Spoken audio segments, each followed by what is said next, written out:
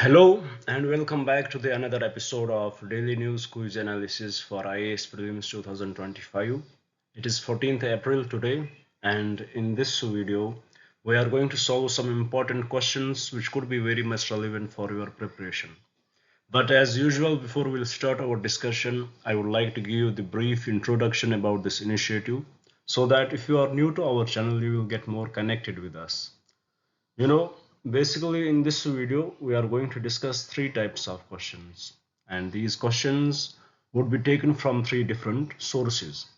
So depending on it, the first set of questions which we are going to discuss here would be taken from the current affairs. You know what we will do? We'll take up the most important article from the newspaper. We'll try to discuss that. We'll try to break that down into the simplest language possible. And finally, we will discuss this question which we had derived from that particular article so that it will give you the idea which part of the newspaper is important for you, what should be your approach when you are reading these news articles, and how you can expect a possible prelims question from these particular topics. And here I would like to add that most of the questions which we will discuss in this video would revolve around this part. After we will solve questions with respect to current affairs, we will shift our approach to the second part. Here we will discuss questions from the static portion. Currently we are discussing Indian polity, and in Indian polity we are discussing the Parliament of India, and few days back we had started to discuss the procedure in the Parliament of India. So today we are going to discuss an important concept with respect to the procedure in the Parliament of India. We'll try to discuss that, we'll try to break that down, and we'll try to derive the possible prelims question which can be asked through from that particular concept, and it will make your preparation very well and very easy before you enter into the exam hall. So after this, we will solve the question from the static part. We will shift our approach to the last part of our discussion, where we will solve questions from the previous year question book. In this part, according to me, this is the most important part, because in here we will try to learn what is the vocabulary used by UPSC for framing their papers over the years, what is their approach, what are the trends they try to follow, what is the pattern they try to follow, and at the same time we will try to understand what are those questions which we can implement, which we can apply in the exam if we don't have the proper knowledge about those questions, and we'll try to understand what are different elimination techniques, and at the same time we will try to understand how we can implement this information which we will get through this video in the upcoming exam. So this is in a nutshell what we are going to do in this video. Now before we'll start our discussion, I would like to request you guys, please do subscribe the channel, do share it with your friends so that they may also get benefited from this initiative, and please do write in the comments what else should we bring for you guys.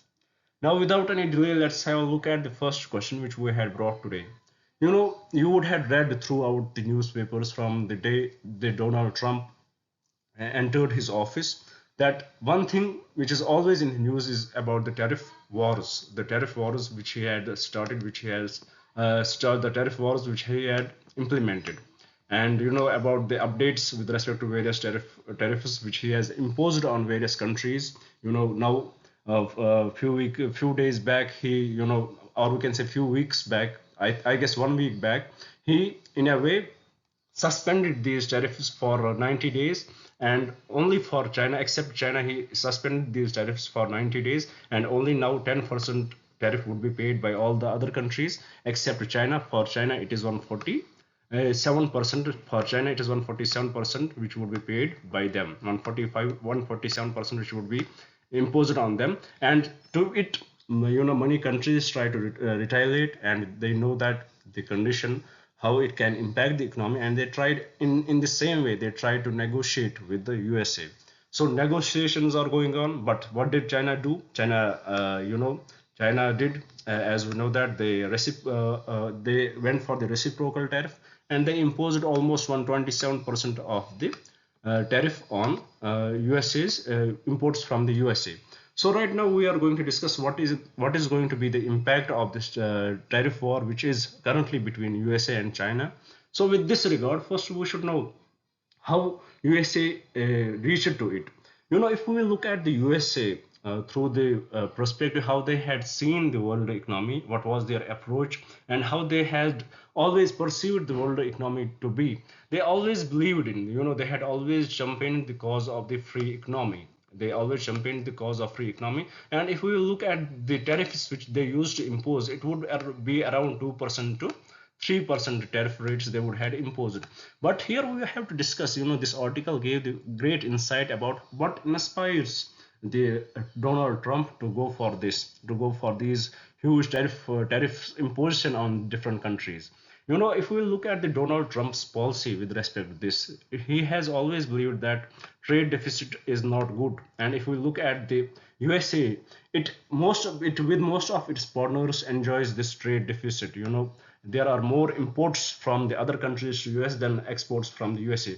There is huge trade deficit, and it is not something what USA has, what USA has been forced to do, but it is something what USA was enjoying. They believed one thing, that the manufacturing would not be that easy in USA. It would cost huge, and the end product would be very costly for their consumers. So they deliberately tried to take this manufacturing out of their country, and they deliberately acted it so because that the other countries can afford this manufacturing. They can afford making products at very lower costs, and it is going to it is at the end, it is going to help the USA's people who are living there. It is going to impact their economic lives. It is going to impact their what they are doing. It is going to make things cheaper for them.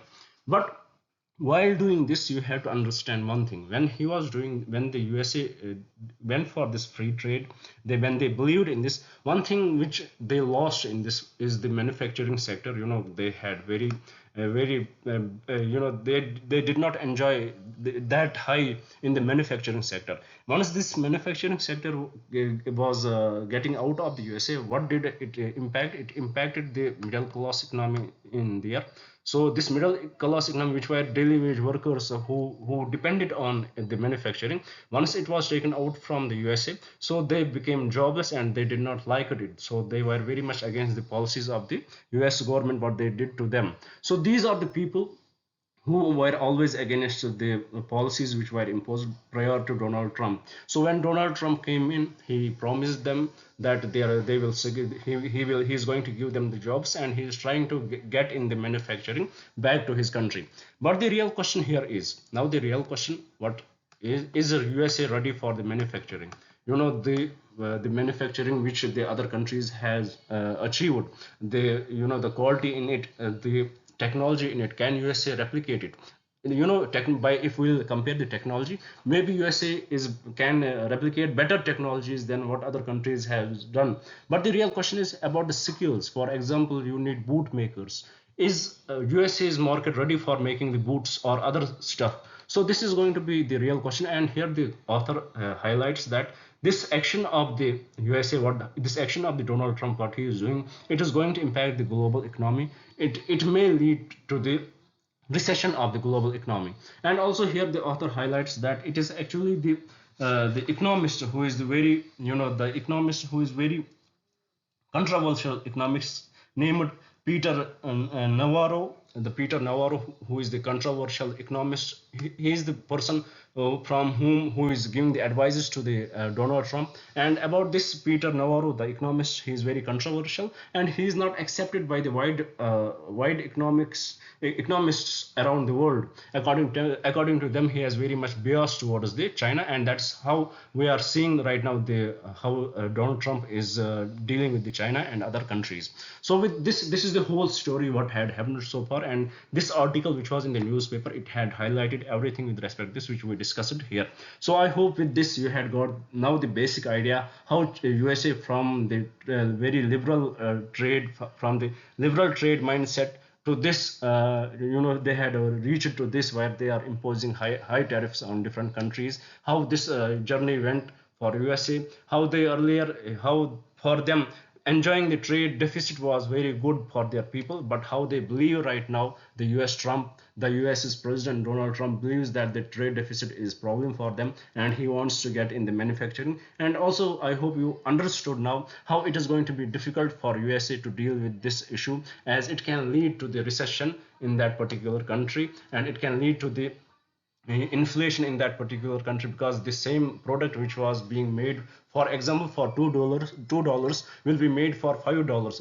It is definitely going to impact the economy. It is going to lead to the inflationary trend in that particular country, and at the same time it is going to impact the global supply chains all around the world. So this is all what you need to know through about this tariff wars which are happening from last few weeks or few months. Now with this, let's try to answer the question here and get to know more about it. What are the potential impacts of the widespread tariff implementation on the global economy? So let's solve the question here. Before, let's first read the question. Let's see what does the question say. Question here says, consider the following statements regarding the potential impacts of widespread tariff implementations on the global economy. First statement, it could lead to a significant disruption of global supply chains, increasing production costs. 100% correct. This can happen.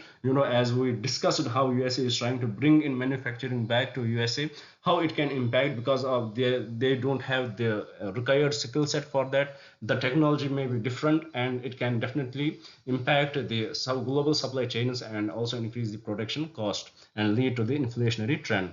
Second statement, it says it might result in increased inflationary pressure in various economies due to higher import costs. 100% correct. Similarly, what they are right now trying to do with respect to China, the 147 tariff, they are imposing this 147% tariff. So it is definitely going to impact if the trade will continue between US and China with this tariff, it is definitely going to have the inflationary pressure on the Chinese economy. So second statement is also true.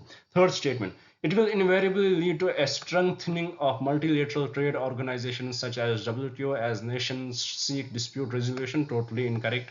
WTO is out of the discussion here, so third statement is incorrect.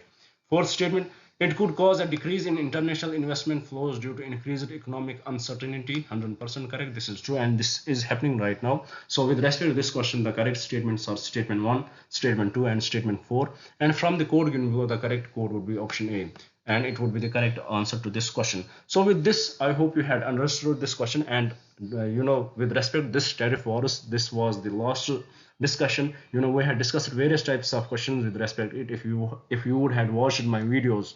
So with this, we are going to conclude it today. If there would be any more articles with respect to that, we are least going to discuss them, but if there is something important for you guys, then that we will discuss. So with this, let's move to the another slide and see what question we had brought there.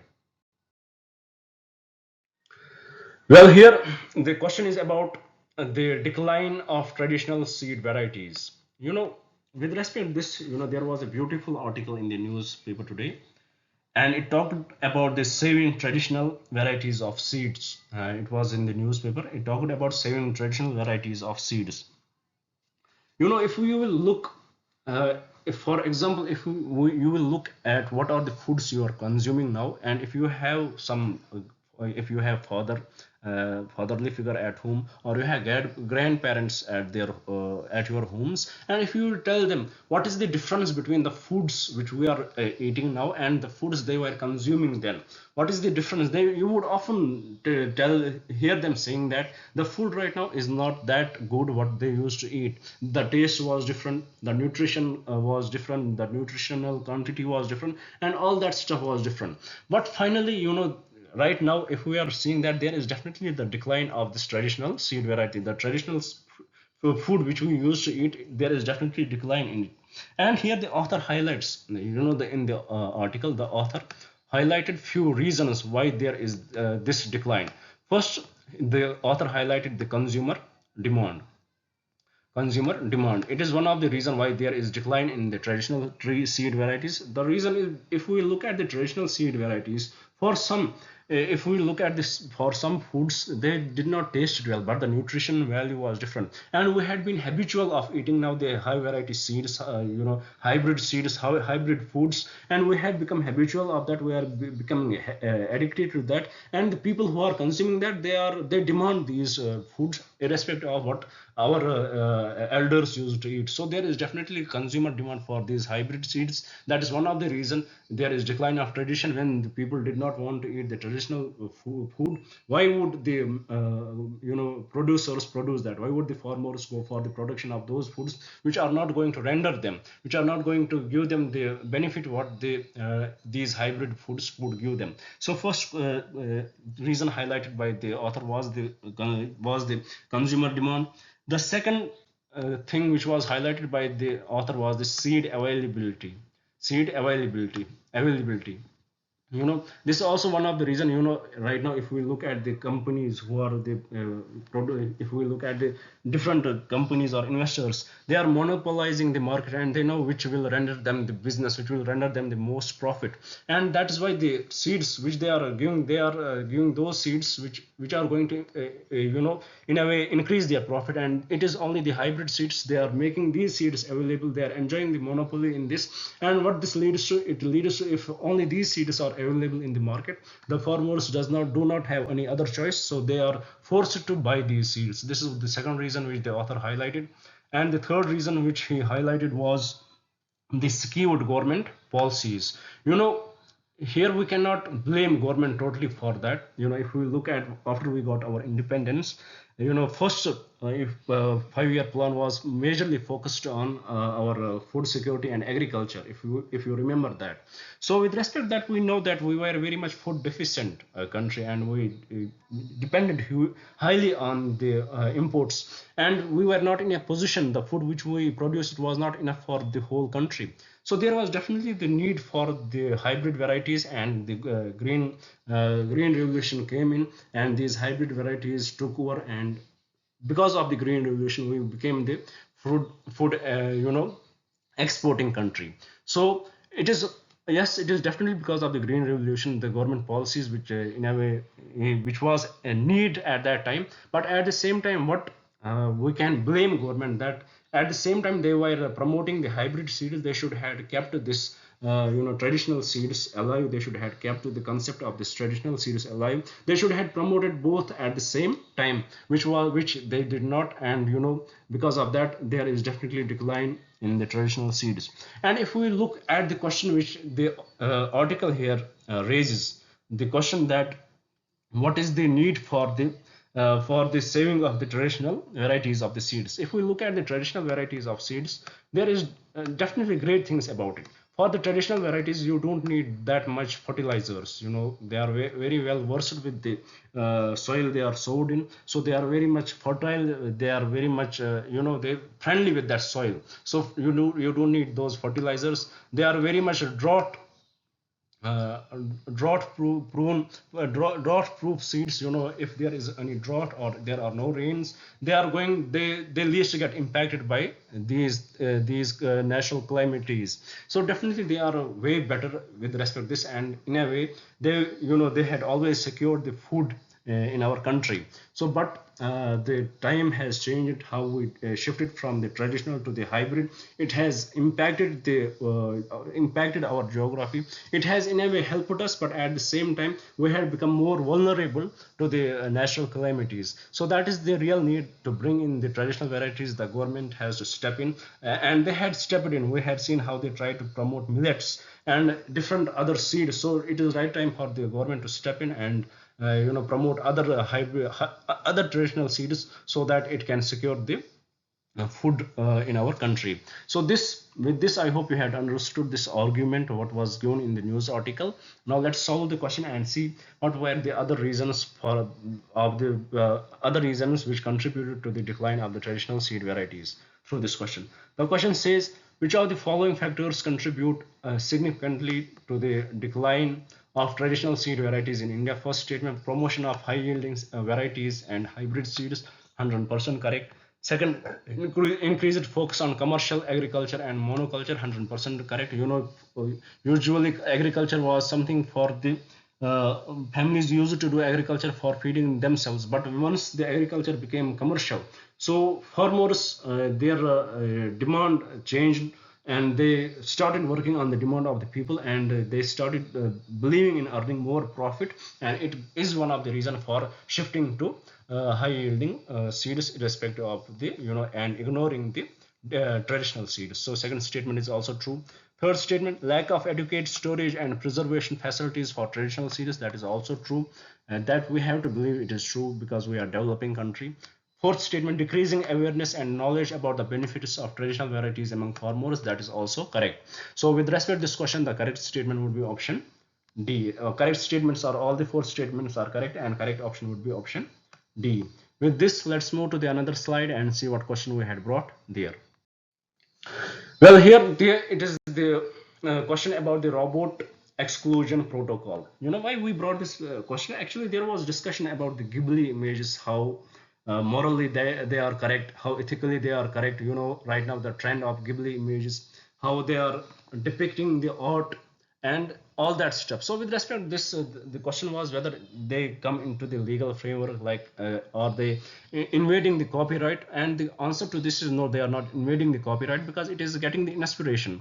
It is a kind of getting the inspiration, so we can't say they are invading the copyright. So with respect to this, you know, there was a mention of this robot exclusion protocol. What we can say, what these art firms can do to protect their art or to protect their work. They can from the AI or from the robots, they can use this robot exclusion protocol. And if the well-mannered robot would be there, or well-mannered AI would be there, they would try to get away from this. They will not take information from this. So this is one of the way through which an artist can protect his work. But still, it is not 100% proof that if there is any malicious robot or AI, they can still take it. But for the well-mannered, this is one of the reason. So that's why we had brought this question. I mentioned about it.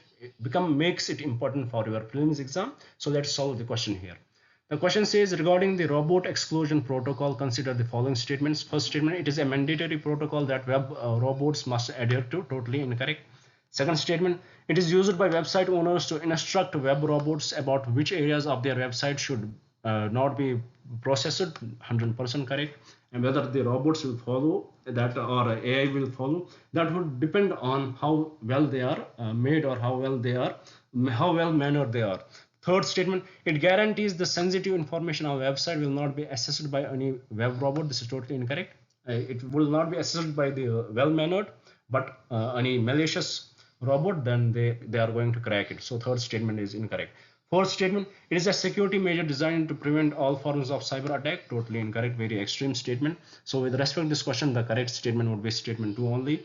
And from the code given below, the correct code would be option B. With this, I hope you had understood this question as well. Now let's move to the another slide and see what question we had brought there. Well, here the question is about the Pilikode Ravanangalam temple, which is in Kerala. Why it is in news? Because the reason for it is because, you know, this temple has opened sacred space to all sections. So this is the mind-blowing achievement which we had achieved. You know, we knew in the society where the caste division is still alive. So this initiative is the great one to adhere to. It is something to express, and it makes it very much important for your prelims exam about this Pilikode Ravanangalam temple. So let's see about it. Let's get to know a few features about this temple.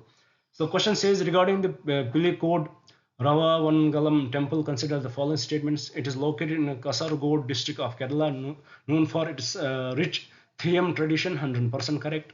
Second statement, the temple is primarily dedicated to Lord Vishnu and is majorly Vishnuvite pilgrimage site. Now this is incorrect, because the temple is primarily dedicated to goddess Bhadra Kali Bhagavati. Therefore, it is a Bhagavati temple, not Vishnu temple. So second statement is incorrect. Third statement, it says the temple's annual festivals feature significant performances of various Theyyam rituals. Correct. Fourth statement, the temple's architecture primarily reflects the Dravidian style with influences from the coastal regions of Kerala. So that is also true. So with respect to this question, the correct statement would be statement 1, statement 3, and statement 4. And from the code given below, the correct code would be option C. With this, let's move to the another slide and see what question we had brought there. Well, here the question is about the Mahabodhi temple. Let's see what does the question say. As there is protest from the Buddhist side that the management should be given to them. Let's discuss it. Let's see what does the question say. Question says, regarding the management of Mahabodhi temple, a UNESCO heritage site, consider the following statement. The temple's management is solely under the control of the government of Bihar through the Bihar State Religious Trust Board. Totally incorrect, because it is under the control of Mahabodhi Temple Management Committee. Second statement, the Mahabodhi Temple Management Committee is responsible for the administration and the management of the temple. 100% correct. Third statement, the Mahabodhi Temple Management Committee consists of both Hindu and Buddhist members, reflecting the complex historical and religious significance of the site. 100% correct. Here it would be 4 Hindus and 4 Buddhists and 1 district DM would be there. So if this what does the law say? If this DM belongs to other religions like Sikh, Christian or Muslim, then what they will do, they cannot be the members of the management. So what they will do, a Hindu member would be given the 9th position. So that did not go well with the Buddhist people, and they are protesting against it, that this management should be solely given to them. That is the reason. That's why we are discussing this question, and third statement is correct. Fourth statement, the Archaeological Survey of India plays a significant role in the preservation and conservation of the temple's physical structure. That is 100% correct. So with respect to this question, the correct statement is statement 2, statement 3 and statement 4, and from the code given below, the correct code would be option D. With this, we had completed our discussion with questions from the current affairs. Now let's move to the another slide and see what question we had brought today. Well, here as we are discussing the procedure in the house, so with respect to the procedure in the house, we have to know, we discussed about what is the time of sitting, we discussed about the question hour and the 0 hour. So we need to know about the motions and the resolutions. We need to know about these things. What are the motions and the resolutions? So about motions, what we need to know, it is a proposal for eliciting a decision or expressing the opinion of the House on a matter of public interest. So it is a proposal for eliciting a decision or expressing an opinion of the House on a matter of public importance. Every decision to be made by the House must be proposed as a motion. Every decision which the House has to made must be proposed as a motion. It should be proposed as a motion. As a motion, and the consent of the presiding officer is essential to initiate the motion. It is the speaker's consent which would be essential to accept the motion. It is the consent of the speaker or the presiding officer. For example, if it is in Rajya Sabha, then it would be chairman. It is essential to initiate this motion. And a motion is so called as it sets the house in the motion. As once this motion is why it is called motion, because it sets the house in the motion. So with respect to this motion, we understood a few things. First of all, we understood that it is a proposal for eliciting a decision or expressing the opinion of the House on a matter of public importance. Second thing, we learned that every decision which the House has to take should be proposed as a motion. Third, it is the presiding officer's consent which would be final to accept the motion. So with respect to the motion, there are 3 types of motions. One is substantive motion, the second one is a substitute motion, and the third is subsidiary motion. And today we had brought the question with respect to this substantive motion. Let us see what does the question say here and understand the substantive motion through this question. The question says, which of the following statements accurately describe a substantive motion in the context of the Indian parliamentary procedure? First statement is a motion that seeks to modify or amend an existing motion under discussion. Totally incorrect. It is not something that is different. Second, it is a motion that is dependent on another motion and cannot stand independently. That is also incorrect. Third statement, it is an independent, self-contained proposal dealing with the significant matters requiring a decision of the House. That is 100% true. It is the motion. It is self-contained, independent proposal, and which deals with the significant matters requiring a decision of the House. It is drafted in such a way as to be capable of expressing the decision of the House. And some of the examples, if we note here, of the substantive motion would be the motion of the impeachment of persons in high authorities. Would be no confidence motion is an example of such. Motion of thanks is an example of such. So with this, I hope you had understood what the substantive motion is. You had understood what these motions are. So with this question, the correct answer would be option C. So now with this, let's move to the last slide and see what question we had brought from the previous year questions, and we will conclude our discussion. Well, here the question is about the match the lists. List 1 contains the orders and the list 2 contains the states. And this question was asked in the year 1996. So, about geography, as I always say, they don't have much options and there is least update in the geography. So you can expect questions getting repeated. So please do know how much questions from which year they are available to you. Please do read them, do understand them. Now let's solve the question here. Question says match the following. In the left hand side we have given the orders and in the right hand side we have given the states. And if you had followed me, you would know whenever such questions come, I match these statements correctly so that to avoid any confusion. And to this question, all the statements are matched correctly.